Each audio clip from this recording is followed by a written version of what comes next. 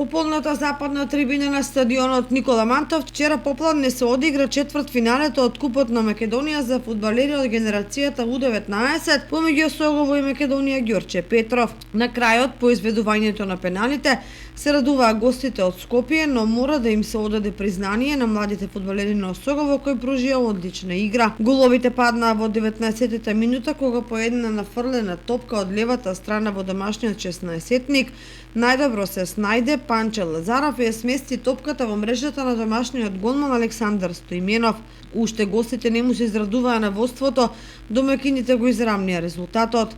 По една добра акција на Осогово, Драган Цветанов ја искористи нерешителноста на гостинските играчи и велемајсторски го префарли голманот Давид Стојановиќ сместувајќи ја топката во празната мрежа.